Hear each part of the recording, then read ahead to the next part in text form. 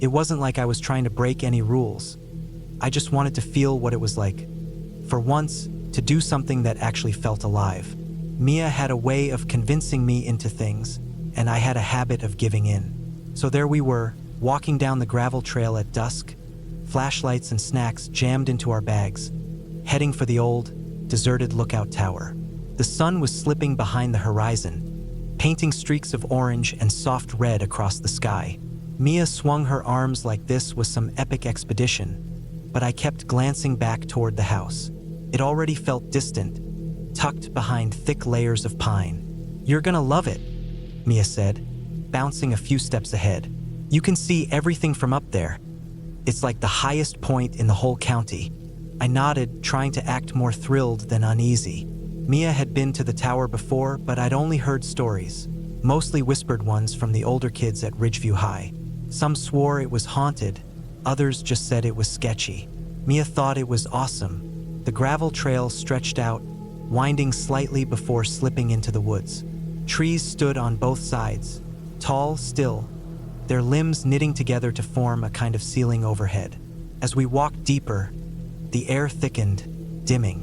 The smell of damp soil and old pine needles surrounded us. Somewhere off in the distance, the hum of an engine floated in, faint at first, like it was trailing us. I glanced over my shoulder, but saw nothing. Mia didn't react, so I let it slide. Then it grew louder. This time I didn't need to wonder. A truck emerged down the path, its headlights jittering through the branches as it clunked along the uneven road. Mia turned too, her grin dimming slightly. The truck rolled slower as it approached. It looked ancient, paint chipped and rusting. Maybe it had been maroon once. Windows were down, and inside sat 3 men crammed together like they didn't quite fit. The driver was thin, with a messy beard and eyes that didn't blink. He leaned partway out the window but didn't speak, just stared. The man next to him chewed on something, while the guy in the back leaned forward, smiling like he'd heard a joke only he understood. Mia nudged me with her elbow. "Just keep walking," she murmured. So we did, gravel crunching under our steps. The truck crept forward a bit more, then stopped right in the middle of the path. The driver's stare held steady, like he was waiting on something. "They're probably just trying to freak us out," Mia whispered, but she didn't sound sold on it. After a moment, the truck moved again, just enough to park off to the side. The men stayed inside, engine still running. "We should go quicker," I said. Mia nodded, and we didn't look back. The tower was still ahead, though it now felt impossibly far. The trailhead was marked by a busted wooden sign, the words "Lookout Tower" barely visible under years of moss. Mia didn't stop. She ducked beneath a low branch and onto the narrow trail, and I followed. Here, the trees pressed in tighter. The canopy blocked what little light was left. I kept my eyes flipping between the dirt path and the moving shadows. "You're going to love it," Mia said, her voice louder than it needed to be. "Just wait till we're up top. You'll feel like you're flying." I wasn't convinced. My thoughts kept flashing back to the truck, stalled in the road, headlights off, engine still quietly ticking. The way those men had looked at us, it wasn't like we were just 2 teenagers taking a walk. It felt targeted. The deeper we went, the heavier the air seemed. Mia walked steady, sure of every step. Mine felt clumsy by comparison. Even my breathing sounded too loud. The trail twisted, looped, and every time I looked back, the route behind us vanished into thickets of trees. Then I heard it again, that engine, faint but closer. I stopped, grabbed Mia's arm. "Do you hear that?" She froze, listening. A low, steady rumble coming up behind us. Her eyes widened slightly. "Maybe they're just leaving," she said. Then the engine cut off, just stopped. The silence it left behind was even louder. Mia gripped my hand. "Come on," she said, pulling me forward. Her voice wasn't as firm as usual. We moved faster, nearly jogging now. The woods blurred around us. Every noise sounded sharp. The snap of branches, rustle of leaves, our feet hitting the dirt. Then came voices, rough and close. "They came through here," a voice said, not loud but clear, like they didn't even care about hiding. We dove off the trail, pushing through brambles until we crouched behind a fallen log. A flashlight swung lazily through the trees, the beam bouncing toward our patch of cover. "No need to rush," another voice said with a slow, amused tone. "They'll get tired." I glanced at Mia. Her face looked drained in the dim light. We stayed still, not even breathing, as the beam passed over us and kept going. When it felt safe enough, she whispered, "We've got to move." We crawled until we hit another trail. Didn't care where it went. We just ran.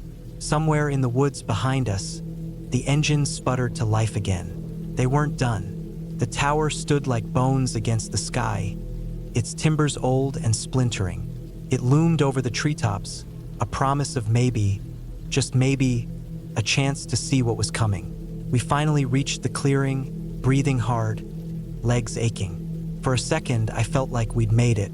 Then I saw it. The truck. It was parked near the base of the tower, tucked in shadow. Engine off, lights dark. But that didn't mean they were gone. I tugged Mia's sleeve and pointed. We ducked behind a clump of brush. "What now?" I mouthed. Mia's jaw clenched. She scanned the area. "We go up," she said. "They can't follow us. Stairs are too tight." It wasn't much of a plan, but it was something. We crept toward the tower, careful, every step like a signal flare. The silence made it worse. No insects, no breeze. Just our breath and the occasional crackle of leaves. The first few stairs moaned under our feet. The wood was brittle, splintered. I flinched at every sound. Mia waved me ahead and we climbed. Each step groaned louder the higher we got. Below, the forest was endless and dark. Then I heard it, a chuckle, deep, close, came from near the truck. I froze, gripping the railing. "Come on out," a voice called, slow and mocking. "We just want to talk." Mia grabbed my wrist. "Don't stop." We made it to the top. A small, swaying platform with a railing that didn't even reach my stomach. From there, the forest stretched like a sea of shadows. Flashlight beams danced below. One aimed right at us. I ducked. "They know," I said, voice shaking. Mia scanned fast, stairs edge anywhere. "There's another set of steps," she said. "Other side. We'll run when they're not looking." Before I could respond, boots thudded on the stairs below. "Hurry," Mia hissed. We bolted down the opposite side, the structure groaning with every step. Then the truck's engine screamed back to life. Lights snapped on, sweeping the area. They weren't looking anymore. They were chasing. We hit the ground running. The forest swallowed us again. Branches clawed at our arms and faces. The truck's headlights flashed behind us, shadows lashing out like hands. Mia pulled ahead. I kept chasing her through the dark, stumbling over every rock and root. The engine roared in bursts, bouncing between trees, impossible to track. Voices shouted, angry, scattered. Mia looked back once. Her face was focused, fierce. We didn't stop. The woods began to thin, just slightly. I spotted water through the trees. A small lake, still and moonlit. Mia changed course, heading for it. I followed, emerging onto a rocky bank. For a breath, everything went quiet. Mia yanked me down behind a pile of boulders. "Stay low," she whispered. She pointed to the far end, where the trees grew thicker. "We'll cross there. It's shallow." I nodded, heart pounding. The truck's engine rumbled in the distance. Flashlight beams whipped through the woods.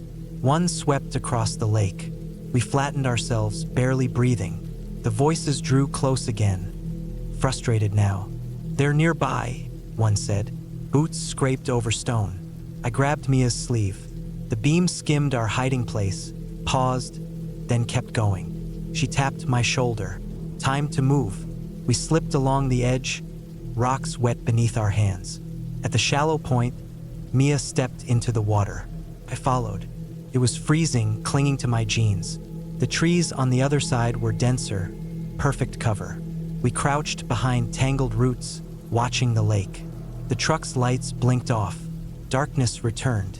Then the engine screamed again. The truck crashed toward the water, tires spitting dirt. A flashlight beam sliced the lake in half. "This way," Mia whispered. We slipped deeper into the woods. The truck noise faded behind.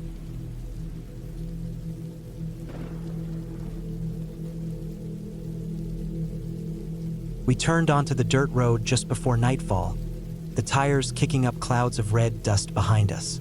Greg drove with a firm grip on the wheel, his jaw tight as if he had something to prove. Mia sat in the front seat, fiddling with the map she insisted on keeping, even though no one bothered to use it. In the back, Liam cracked open another beer and laughed at some jokes Sam had made, while Kara rested her head against the window, watching the forest blur past. I kept my focus on the road ahead, a narrow strip of tan cutting through a sea of green that darkened with each passing minute. We'd been driving for hours, the trees pressing closer the farther we went. No other vehicles had passed, and there hadn't been a sign of civilization since we passed an old, faded hunting regulations board. Greg swore he knew the way, but when the road split at a fork, he hesitated. "This one," he said, choosing the left path almost like flipping a coin. No one argued. By the time we found a clearing to camp, the light had turned a dull orange haze filtering through the trees. Greg pulled over, cutting the engine, and we got out, stretching and groaning as the sounds of the forest swallowed up the noise. It was quiet, not peaceful quiet, just quiet. "We're not far from the road," Greg said, already pulling gear from the truck bed. "If anything happens, we can head back easily." "Definitely something out there," Kara muttered, but no one replied. It didn't take long to set up camp. A couple of tents, a fire ring, and a cooler full of beer made it official. The fire crackled as we settled in, the flames casting everything in shades of gold and shadow. Greg passed drinks around while Liam started telling ghost stories, his voice low and dramatic. Mia laughed, but there was a hint of something serious in her tone, like she wasn't entirely joking. The first sound came when Liam was midway through telling a story about a lost hunter who was said to haunt these very woods. A sharp tap, like wood striking wood, echoed from somewhere in the trees. The group fell silent, instinctively turning our heads toward the sound. Greg tossed another log onto the fire, unfazed. "Woodpecker," he said casually. "Woodpeckers don't peck at night," Mia replied. "Wind," Greg suggested. "That's not wind," Mia said. "Wind doesn't have rhythm." The tapping came again, closer this time. Mia's eyes flicked toward the shadows beyond the firelight, but Greg kept talking like he hadn't heard a thing. He was good at ignoring things he didn't want to deal with. Liam tried to continue his story, but the mood had shifted. Kara moved her chair closer to the fire, and Mia excused herself to grab something from the tent. The rest of us just sat, staring into the flames, listening, waiting. The tapping stopped. For the first time, the silence felt personal. The fire had burned down to embers by the time I woke up. For a moment, I wasn't sure why my eyes had opened. It was dark outside, the kind of dark that made you wonder if morning would ever come. The air was heavy with dampness, with smoke and dirt. I stayed still, listening. There it was again. A voice, low and muffled. Not Greg's, not Liam's. It wasn't anyone from our group. I turned my head slightly toward Mia. She was awake, her eyes wide and alert in the faint light filtering through the tent fabric. She raised a finger to her lips, the universal sign to be quiet, as if I needed the reminder. The sound came again, clearer this time. Two voices, low and deliberate, male. One of them rasped, as if he'd been gargling gravel. "How many?" the gravelly voice asked. "6? Maybe 7. The other man replied, his words clipped and quiet, like they didn't want us to hear. Mia mouthed, "What the hell?" I didn't have an answer. A beam of light swept across the side of the tent, slow and deliberate. Passed, paused, then came back. We stayed perfectly still, as silent as the dead. My pulse hammered in my ears, so loudly I worried they might hear it outside. "Not yet," the gravelly voice said, and the light disappeared. I didn't move, nor did Mia. We lay there, frozen, as the noises outside shifted. Footsteps, quiet but purposeful, circled the tent. The brush rustled in places where nothing should have been moving. The silence between steps was worse than the sounds themselves. You never knew when they'd start again or from which direction. After what felt like forever, the noises receded, swallowed by the forest. Mia relaxed her grip on my arm and exhaled, so quietly it barely registered. I turned toward the other side of the tent, where Greg and Liam were supposed to be sleeping. "Greg," I whispered, barely audible. No response.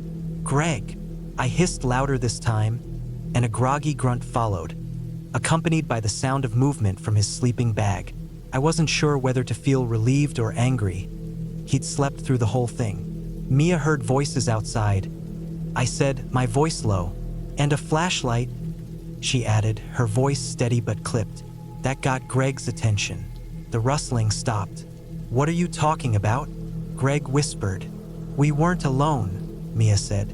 "Nobody slept after that." We locked ourselves in silence, waiting for the first hint of daylight. Every little noise outside, the wind brushing the tent, a creak here and there as trees shifted, felt magnified, as though the forest itself was leaning in closer. By the time the sky turned gray, we were ready to go. The campsite looked normal enough at first glance, just a smoldering fire and dew-covered grass. But then Liam saw the footprints. They circled the tent in lazy, deliberate loops, too close. That wasn't the worst of it. Someone had rummaged through the cooler and stolen the knives. The way back to the road felt twice as long as it had the night before. We moved quickly, our footsteps the only sound, each of us lost in thought. Greg led the way, his jaw set tight. Liam and Sam kept glancing back, as though expecting someone to jump out from the trees at any second. I stayed behind with Mia and Kara, who hadn't said much since we found the footprints, the cooler, the knives.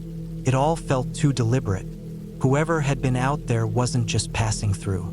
We reached the truck without incident, but Greg started it up like the key was a detonator. The engine roared to life, shattering the silence, and we piled in. No one argued when he sped down the dirt road faster than was probably safe. Dust billowed behind us as the trees were swallowed whole by it, putting as much distance between us and the campsite as possible. The ranger station was about 20 minutes back toward the highway. It was a small, squat green building with a tin roof, the kind that looked more decorative than functional. Greg killed the engine, and we all sat there, nobody moving to get out. Finally, Mia opened her door, and the rest of us followed her. Inside, it smelled like coffee and pine cleaner. A gray-haired man with a cracked face sat behind the counter. He looked up as we came in, his eyes narrowing slightly at the sight of a group of 20-somethings who clearly hadn't slept. "What can I do for you?" he asked, his voice calm but sharp, as if he was already sizing us up. Greg stumbled over some details but managed to explain what happened. Camping in the woods, voices at night, flashlights, footprints. The man didn't speak right away. He just nodded slowly, as if he'd heard this all before. When Greg finished, the ranger pushed his chair back and stood. "Where exactly were you camping?" he asked, reaching for a map.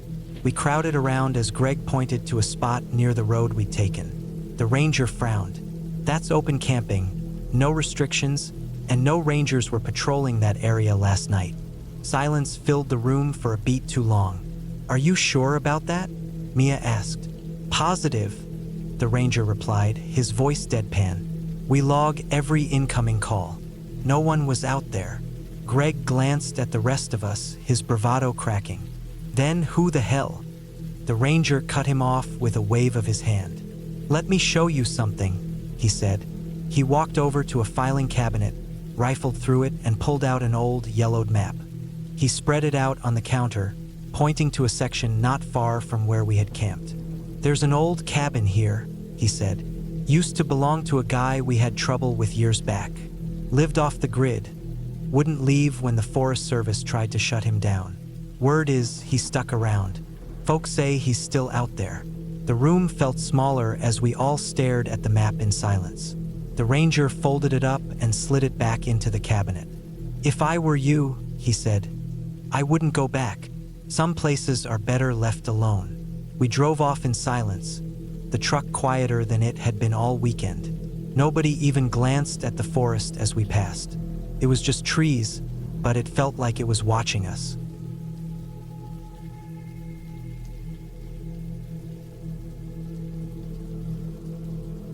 Becca swung her car keys in a circle as she walked toward her old hatchback, a wide grin on her face. "Mia, come on, you need this," she said. I hesitated, standing in the doorway of our dorm. I wasn't sure I wanted to go at all, especially not to Whispering Pines. The forest wasn't my idea of a relaxing place, but Becca was determined, and I was too tired to argue. "Fine," I muttered, tugging on my hoodie. She let out a victorious whoop, already unlocking the car. The drive started out pretty normal. Most of the streets around our small Appalachian town were dark at this time of night, except for a few dim porch lights. We passed by dark shops before reaching the long road that led into the forest. Becca fiddled with her playlist as the car hummed along. "You're going to love this place," she said, glancing at me with a quick smile. "It's so quiet, like the rest of the world doesn't even exist."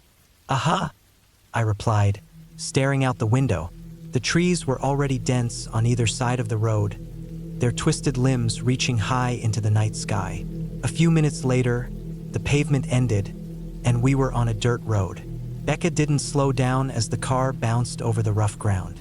The headlights cast fleeting shadows of trees that passed too quickly to focus on. I saw something strange as we drove by, a swing set, leaning crookedly in the middle of a small clearing. It looked ancient, its chains rusted, and the seat was tilted sideways. "Who leaves a swing set out here?" I asked. Becca glanced at it and shrugged. "Probably from some old camp or something. Don't think about it too much." I tried not to, but then we passed a van, half buried in the brush. Its windows were shattered, and one of the doors hung open as if it had been ripped off. It looked wrong. "Seriously, why are there abandoned cars out here?" I asked. "It's not abandoned," Becca said, smirking. "It's art." I rolled my eyes. "Hilarious." After another mile or so, we arrived at the spot Becca had picked. The clearing was bigger than I expected, with a thick ring of trees surrounding it. She pulled the car up so it faced the woods, then climbed out and stretched. "See? Perfect," she said, gesturing around like she had just discovered the place. I followed her to the back of the car, where she popped open the hatch and spread out a couple of blankets. We lay there, the chill of the night air creeping in as we drank hot chocolate from her thermos. It was quiet, just like she said, too quiet. I settled in, trying to get comfortable, but something felt off. Every so often, I could have sworn I heard a faint noise, a rustle in the trees, the crack of a branch. I glanced at Becca. She seemed fine, scrolling on her phone, humming along to the music. Maybe it was just me, but I couldn't shake the feeling that the forest was watching us. Becca was halfway through a story about her last hike when we heard it, a low rumble in the distance. At first, I thought it was thunder, but instead of fading away like thunder does, it grew louder. Headlights appeared, bouncing down the dirt path toward us. "Did you invite someone?" I asked, trying to keep my voice steady. Becca turned to look, her smile fading. "No, that's weird." We both watched as an old, beat-up truck rolled into the clearing, its engine growling like it was barely holding together. The truck pulled to a stop about 100 feet from us, and 3 men climbed out. Their faces were hidden in the glare of the headlights, but their movements were slow and deliberate, like they weren't in a hurry. "Stay quiet," Becca whispered, crouching down behind the car. I followed her, my hands gripping the edge of the blanket. The men started talking in low, muffled voices. One went to the back of the truck and pulled out something, a long, dark bag that sagged as he dragged it over the ground. Another reached for a shovel, the metal scraping against rocks, while the third stayed by the truck, holding something that looked like a rifle. I held my breath, watching them. They moved like they'd done this 100 times before, like they knew exactly what they were doing. The man with the shovel began digging, each scrape of metal against dirt cutting through the silence. "What are they doing?" I whispered, barely able to hear myself. "Just stay down," Becca hissed. Her usual confidence was gone. replaced by something I had never seen in her before: fear. The digging went on for what felt like forever. The man with the bag dropped it into the hole, and the others nodded. He unzipped it, and I froze. Even from where we were hiding, I could tell what was inside. It wasn't just trash or tools. It was someone. Becca grabbed my arm as one of the men stood up and looked around, holding a flashlight.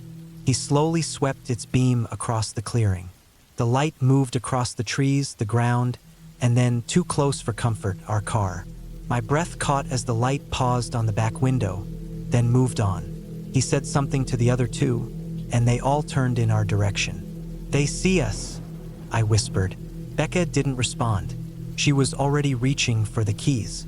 The men started walking toward us, their boots crunching on the gravel. I wanted to run, but I had no idea where to go. Becca slid into the driver's seat and motioned for me to stay low. "Get ready," she said, her voice tight. When the closest man was just a few feet away, Becca turned the key. The engine roared to life, and the headlights lit up the clearing. The men froze, their faces now visible. Angry, shocked, and definitely armed. "Hold up," Becca yelled, throwing the car into reverse. The car lurched backward, spitting gravel out from under the tires. I grabbed the door handle, holding on as Becca slammed it into drive. Headlights veered wildly as we sped forward, tossing twisted shadows into the trees behind us. The pickup roared to life, its headlights slicing through the fog like twin knives. "Hang on," Becca shouted, clutching the wheel so tightly her knuckles turned white. I glanced back. The truck was already closing the gap, bouncing over the rough ground like it had been made for a chase. One of the men leaned out of the passenger window, holding something long and dark in his hands. There was a loud crack, and the back window exploded. Shards of glass flew everywhere, landing in my lap and on the blankets. "They're shooting at us," I screamed, my heart pounding in my ears. Becca sharply took a turn, the car fishtailing on the loose dirt. "Yeah, I noticed," she snarled, yanking the wheel to avoid a pothole. The SUV came down hard, and I nearly cracked my skull on the roof. The forest blurred around us into a tunnel of trees and shadows as Becca pushed the car faster. Another shot rang out, and I instinctively ducked, though there was no cover inside the car. In the rearview mirror, I could see the truck's headlights getting closer. "Becca, they're closing in," I shouted. "Not for long," she growled. Her eyes flicked between the road and the mirror. She wrenched the wheel sharply to the right, and the car swerved onto a narrow trail that branched off the main path. The car jolted violently as the tires struggled for traction on the overgrown track. Branches slapped against the sides of the car, some cracking off and falling onto the hood. The headlights flickered as the SUV dipped into a small ditch, but Becca didn't let up on the gas pedal. The pickup didn't follow. The headlights stopped at the edge of the main road, hesitated for a moment, then turned and reversed back into the darkness. I slumped back in the seat, my body stiff and tense, every muscle aching. "They gave up," I whispered, hardly daring to believe it. "Guess they don't like scratches on their fancy truck," Becca said, her voice shaking, but she didn't slow down. We continued on the trail, which narrowed until it finally spit us out onto an old paved road that led to the outskirts of town. We pulled into the lot of a 24-hour diner and just sat there, neither of us moving for a while. My hands were shaking as I brushed glass off my lap, the reality of what had just happened starting to sink in. Finally, Becca spoke, her voice low and exhausted. "Do we call the cops?" she asked. I shook my head. "What if they don't believe us?" Becca sighed, leaning back against the seat. "What if they do?" The fluorescent lights of the diner hummed softly above us, but neither of us moved to get out. We just sat there, staring straight ahead at the empty road, waiting for something or someone to show up.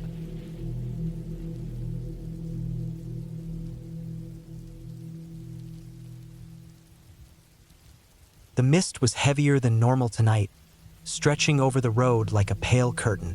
My pickup's headlights barely pierced through. It just made the fog swirl in dim halos. The engine hummed steadily, the only sound cutting through the still woods. These late-night drives had always helped me clear my thoughts. The road seemed narrower now, the trees taller, their knotted branches reaching inward. As I rounded a bend, something shot across the road. I slammed on the brakes, and the truck shrieked as the tires skidded over the damp asphalt. The high beams caught a giant buck frozen in place.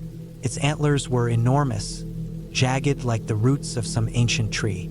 It locked eyes with me, dark and glassy in the light. The truck was sliding, so I yanked the wheel to the side, trying to avoid it.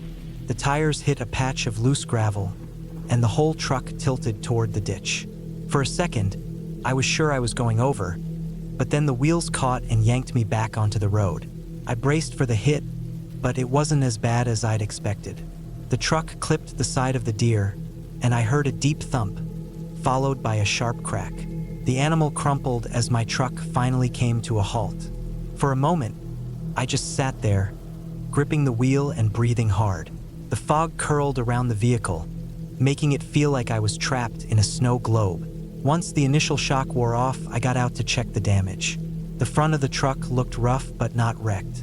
The grille was bent, and there was a dark smear across the hood, but nothing I couldn't fix.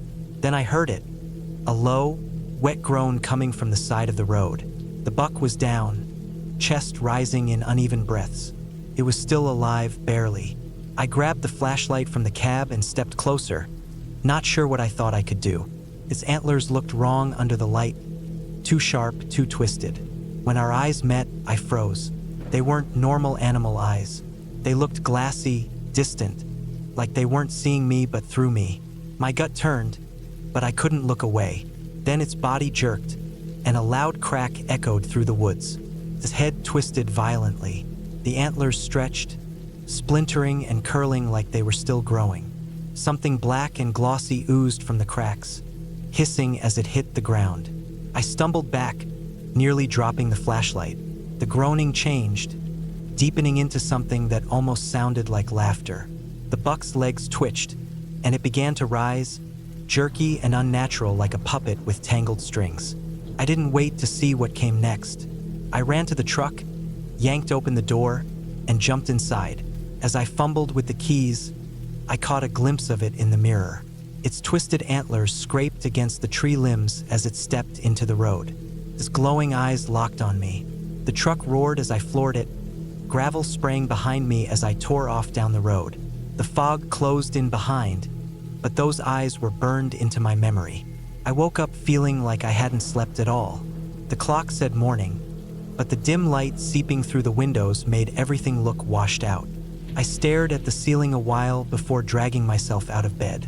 My body felt heavy, like I'd run miles instead of driving just a few. Outside, the woods were quiet, but not in a peaceful way. The air was thick, like the fog had never fully lifted. I threw on a jacket and stepped outside to check the truck. In daylight, the front end looked worse. The crumpled grille was streaked with something dark that had dried into crusty lines.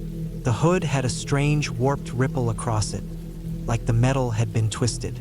There was a smell too, burned and oddly sweet, like caramel left too long in the oven. I went to grab a rag and some water, but froze halfway to the hood. Something on the ground caught my eye. Hoof prints, massive ones, led from the road up to the edge of my driveway. They stopped about 10 feet from the truck, like whatever made them had stood there for a while before turning back into the woods. My stomach turned as I crouched down. The edges of the tracks were sharp, unnaturally so, and the earth around them looked scorched, like it had been seared. By the time I finished cleaning off the truck, I knew I couldn't stay home all day. I needed something normal, coffee, a bit of conversation. I grabbed my keys and drove into town. The general store was its usual mix of locals chatting, grabbing supplies. I picked up some coffee and a roll of duct tape, but as I stood in line, I overheard two old men talking nearby. "Another one by the junction," one muttered, shaking his head. "That's the third this month." "Doesn't shock me," the other replied. "That stretch has always been cursed." I kept my expression still, but my grip tightened on the bag in my hand. I thought of the fog, the buck, those antlers. I didn't believe in curses, but last night didn't feel like anything normal. On the way home, The forest looked darker even though the sun was higher. The trees pressed in, their branches brushing the roof of the truck. As I turned up the driveway, I saw them again, hoof prints, fresh, leading all the way to my front door. I didn't get out right away. I just sat there, staring at the door. There were scratch marks on the frame. Something had come back, and it hadn't gone far. Sitting there wouldn't change anything. And the longer I stared at the door, the more it felt like a challenge, like something was waiting. I grabbed the old baseball bat from behind the seat and stepped out. The new tracks were deeper than the ones before. Whatever left them was heavier now. The edges were burnt, each step like a brand on the dirt. I followed them to the porch, stopping just short of the door. The forest was dead quiet, like it was holding its breath. I didn't call out. I just tested the knob and pushed the door open, bat raised. Everything looked the same. My old couch, the bookshelf collecting dust, the mug I'd left on the counter. But the smell had changed. It was faint, but I noticed it. That same burnt sweetness mixed with something foul. Decay. I moved slow, gripping the bat with both hands. The closer I got to the hallway, the stronger the smell got. A dark smear stretched across the floor toward the back room, the one where I kept my tools. The door was cracked open. I swallowed and nudged it wider with the bat. First, it looked empty. Then I saw it. In the far corner, hunched like some nightmare sketch of a creature, was the buck. Its twisted antlers scraped the walls, its legs bent wrong, its chest rising in jerks. Black fluid dripped from its mouth onto the floor. But its eyes were the worst. They weren't animal eyes anymore. They were too clear, too aware, and locked right on me. I stepped back, boots scuffing the floor. The thing tilted its head, antlers groaning as they shifted. Then it started to rise. No, I muttered, more to myself than it. I raised the bat, hands trembling. I stepped forward, hooves creaking on the floorboards. Another step. I swung hard, aiming for its skull, but it was faster than something that big had any right to be. The antlers caught the bat, snapping it like twigs. I stumbled backward, slamming into the wall. It was right there now, foul breath hot on my face. Black ooze spilled from its jaws as it leaned in. Its eyes burned into mine, and I swear I felt something in my mind, like a whisper without words, pulling me into something cold and endless. In a last burst of panic, I grabbed a rusted hammer from the shelf and drove it into one of those glowing eyes. The sound it made was inhuman, a mix of a roar and a scream that shook the whole cabin. It reared up, antlers gouging the ceiling, then crashed to the ground, twitching. I didn't wait. I bolted from the cabin, dove into the truck, and tore down the drive. I didn't stop until I reached town. I parked by the store and just sat there, stunned. That scream was still echoing in my head. I never went back. Whatever that thing was, it wasn't just an animal. It wasn't natural. If you head out into the forest, be careful. You never know what might be out there.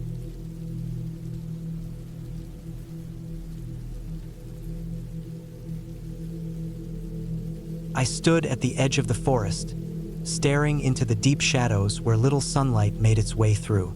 The trees towered higher than I remembered, their branches twisting together like the bars of a cage.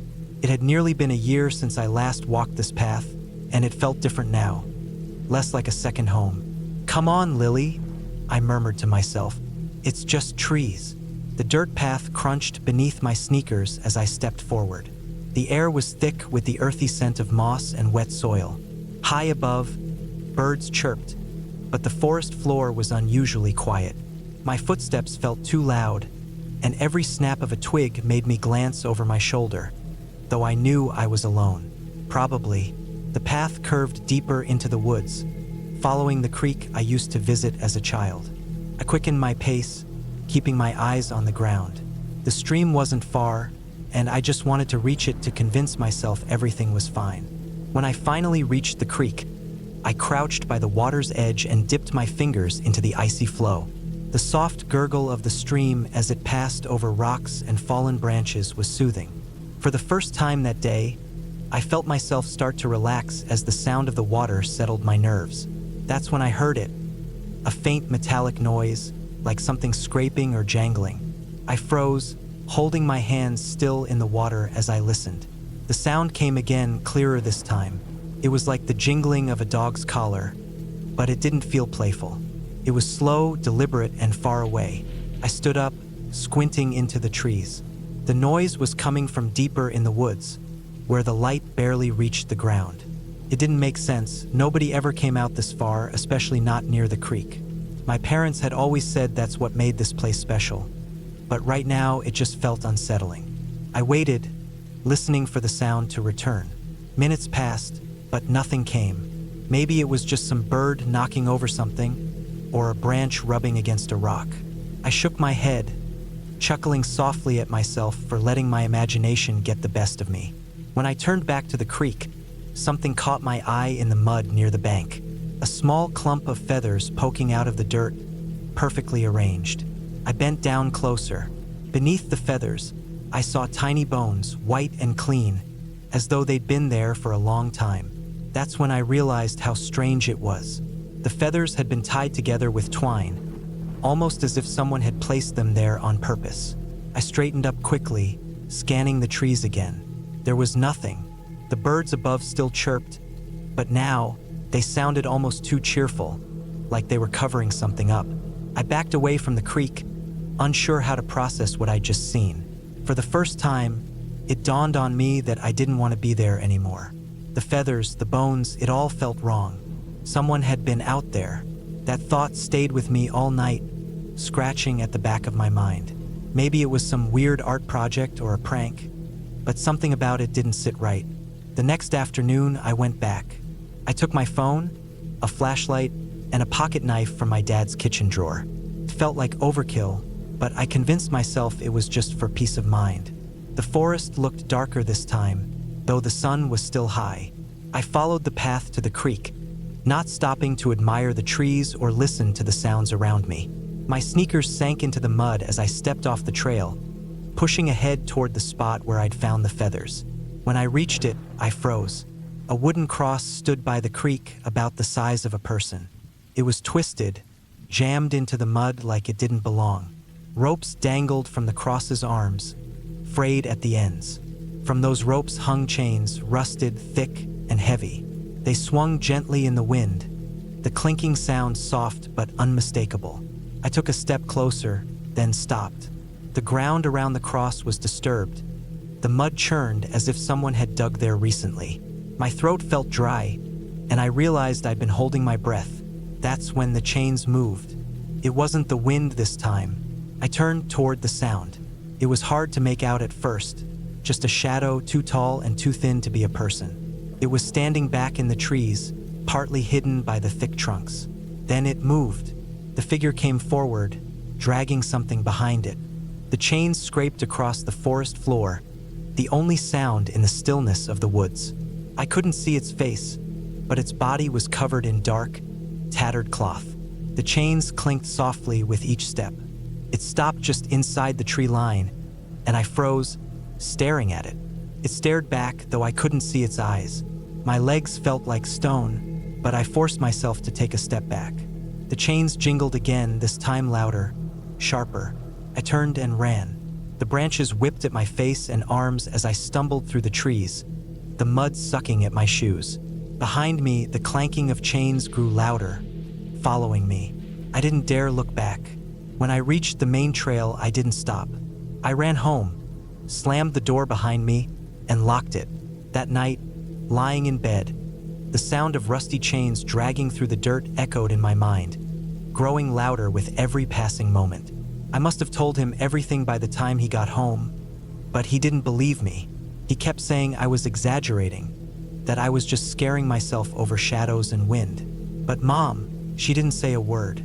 She just kept staring out the window at the trees. Dad stayed inside that evening, sitting in his chair with the TV on low. I pretended to read, but my eyes kept darting to the window. The sun sank lower, and the forest outside faded into shades of gray. By the time it was fully dark, the quiet in the house felt like a heavy blanket. That's when the sound started again. At first, it was faint, the rattling of metal far off in the woods. I stopped dead in my tracks, glancing at Mom. Her eyes widened, and she stood, taking a few steps toward the window. "Do you hear that?" she whispered. Dad turned down the TV. "Hear what?" The chains clanged again, louder this time. It sounded like they were much closer. Dad stood up, his face tight. He grabbed a flashlight and opened the door. "Stay inside," he said. "I'll check it out." "No," I shouted. "It's not safe." He looked at me, a mixture of frustration and concern crossing his face. "I'll be fine. Don't open the door until I come back." The door shut behind him, and Mom picked up her phone, her hand shaking as she dialed his number. I watched through the window as he moved the flashlight beam across the yard, the light dancing on the trees. The chains clanged again. Sharp, deliberate, not the wind. "Do you see anything?" Mom whispered into the phone. Dad didn't answer immediately. Then I saw him stop. The flashlight beam froze on something in the distance. "Get back inside," Mom yelled into the phone. Before he could move, the figure stepped out of the shadows.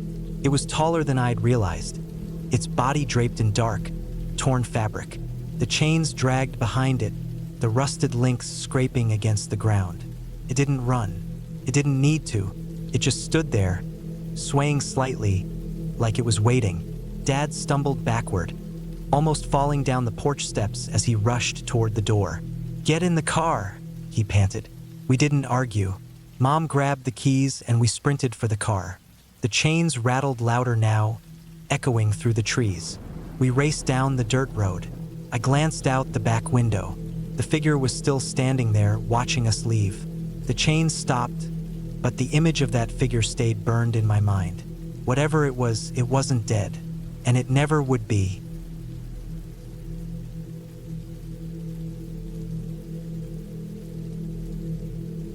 The air in Cedar Hollow was cool, filled with the smell of damp earth and something sugary drifting from the wild blooms. After being stuck for months in a city of blaring horns and endless pavement, the wide, calm countryside was a real breath of fresh air. My grandma and grandpa's little house hadn't changed a bit. Same weathered stone walls, same rusty garden gate that creaked loud enough to announce every arrival. Even Duke seemed livelier, his ears perked and tail wagging like mad as we climbed out of the car, his excitement catching. The first few days passed in quiet ease, a rhythm of slow mornings, hushed afternoons, and evening walks. Their house backed up to a thick forest, with a narrow trail I used to wander every July. The path twisted through heavy woods, ending at a clearing atop a hill where the view stretched forever, a quilt of farmlands and valleys melting into the sky. Standing there with the breeze brushing my cheeks felt like I'd stepped outside of real time. Duke came with me each evening, sprinting ahead with his nose close to the ground, sniffing everything. It was hushed in those trees, sometimes the only sound being the crunch of leaves underfoot or, once in a while, a bird chirping that broke the silence. We'd reached the clearing just as the last golden light stretched long shadows across the grass, painting everything in deep golds and rusty reds. Most nights, a few teens hung out at the far end of the field, 2 guys and a girl. They didn't do much, just sat there, sometimes laughing, sometimes glued to their screens. Part of the scenery, like the wind or trees. I didn't speak to them, and they barely noticed me. But then one evening, everything shifted. I had followed my usual routine, Duke leading the way as we hiked up the familiar slope. The forest was quieter than normal, the kind of stillness that makes every cracking twig and rustling leaf feel loud. So when we stepped into the clearing, I knew right away that something was off. Only one of the teens was there, the tall kid with messy sandy hair. He stood in the center of the field, glancing around like he was waiting for someone. When he spotted me, he waved. "Hey," he called, lifting a piece of paper. "Got a minute?" I'm a little turned around. His voice sounded relaxed, even friendly, but something about it made my skin crawl. The trail wasn't hard to follow, and the nearest town wasn't far. There was something in the way he moved, too calm, too rehearsed, that made the hairs on my neck rise. Duke must have picked up on it too. His ears went flat, and he stayed glued to my side. As I came closer, the boy held out the paper, a wrinkled old map, but I barely looked at it. I was focused on him, trying to read something in his face, though I didn't know what. He didn't show much expression, but his stance was tight, like he was ready for something, and it made my stomach twist. "Which way's the road?" he asked, stepping closer. Before I could answer, he moved again, and a glint of metal caught the fading light. A knife. Duke lunged before I even had a chance to react, letting out a deep, guttural growl that tore through the quiet. He slammed into the boy, knocking him down hard. The knife flew from his hand and landed somewhere in the grass with a dull thump. My heart pounded as I grabbed Duke's leash, pulling him back, but the relief didn't last. Heavy footsteps pounded behind me, voices shouting, "Grab her!" I spun around. Two figures exploded from the treeline, faces hidden behind creepy animal masks. One a snarling fox, the other a hollow-eyed deer. They held weapons, one with a crowbar, the other with a rusted chain, and they were running straight at me. "Run!" I screamed, and Duke bolted ahead as adrenaline surged through me. The meadow blurred past, tall grass slapping against my legs. Behind us, their voices echoed, sharp and mocking. "Don't let her escape." The woods swallowed us again as we tore down the narrow path, branches clawing at my arms like they wanted to drag me back. Duke led with powerful strides, never faltering. My chest ached from breathing, my legs burning, but I didn't dare slow down. Their laughter rang through the forest, closer now, turning the trail into a nightmare. Up ahead, the path split. Left was longer but steady, right was rough and steep, barely a trail at all. I didn't think twice. Grabbing a branch for balance, I veered right, the hill dropping sharply beneath my feet. Duke followed, his growls low and steady, a warning to anyone nearby. The slope was brutal, loose dirt and jagged roots making every step a gamble. I nearly fell more than once, catching myself just in time, and glanced back. They were still following, their masks glowing faintly under the moon. The fox had raised his crowbar. The deer's chain swung loosely. They said nothing now, and the silence was somehow worse than their earlier threats. Then, a sudden beam of light up ahead, headlights slicing through the darkness. Hope surged in my chest. The road, a way out. "Go, Duke!" I shouted, my voice raw. We burst through the trees and stumbled onto the gravel road. My legs were done, but I pushed forward. A car rolled toward us, its engine a soft hum. I waved my arms. "Help, please!" The car slowed, its lights sweeping over us. The driver, a graying man with a lined face, stepped out, eyes full of concern. "What's happening?" he asked calmly. I pointed back at the woods, gasping. "They're chasing me." He looked past me, squinting. I turned to follow his gaze, but the trees were empty. The masked ones had vanished, swallowed by the night. The only sound was the soft rustling of the breeze through leaves, as if the forest was hiding them. The man didn't ask for an explanation. "Get in," he said, holding the passenger door open. Duke leapt in first, settling in the back, still quietly growling. I climbed in and shut the door. As the car rolled away, I stared out the window, half expecting to spot them watching from the shadows. But the woods were just still and dark, the silence untouched. The man glanced over at me as we drove. "You're safe now," he said, though something in his voice made it sound like a question. I nodded, but deep down I wasn't so sure. Somewhere in that forest, they were still out there.